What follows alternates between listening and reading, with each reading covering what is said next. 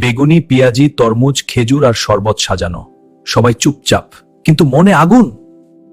আমাকেই আগে সবাই দেখে, আমি ইফতারের হিরো।